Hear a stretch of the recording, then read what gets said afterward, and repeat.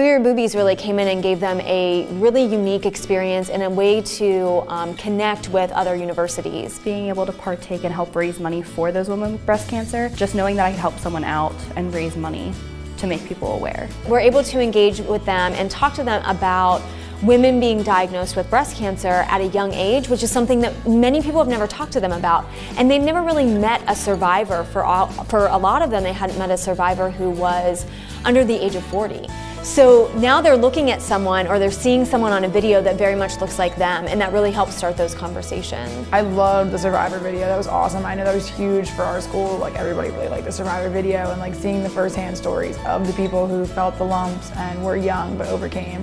You saw different people like really feeling the emotions and really like, wow, this is serious. It changed the dialogue. So for so long, we had been kind of using the same script that we would use if we were talking to someone in their 40s or 50s or 60s. And they were hearing a lot of that information, not just from the university, but from any kind of breast cancer health that they went to. So we flipped the dialogue on them, and we now started talking to them like 20-year-old women, rather than talking to them like this is something that could happen in the future. Breast cancer is something that I wasn't necessarily knowledgeable about, and it was something that I wanted to learn more about because it's such a prevalent issue. And I think that so often young women mistake that they can develop this, which they can. And before this, I didn't know that. Young women don't think they could get breast cancer.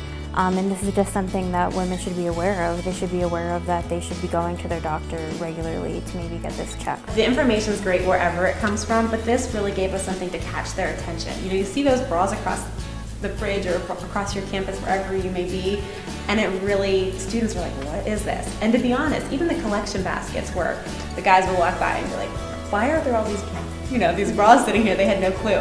But it really gave an opportunity to say, hey, this is what it's all about, and this is what we're trying to educate our students on. My favorite part was definitely the hanging of the bras, just because it was so interesting and people were staring at you like, oh, what's going on? People's faces when we started stringing those bras across campus was by far my favorite.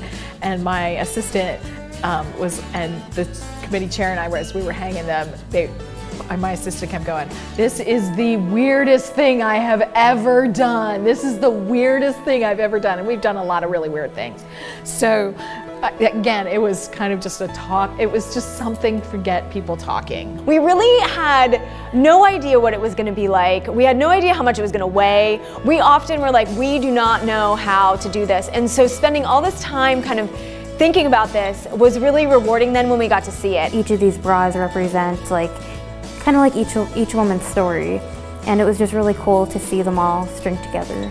Much like in real life, it was a real symbol of what the struggle is for women, and how even though that's a struggle, there's also lightheartedness in that. It's a fun event, it's visual, it's a really easy way to engage students in an important message, so it's a no-brainer. Just do it.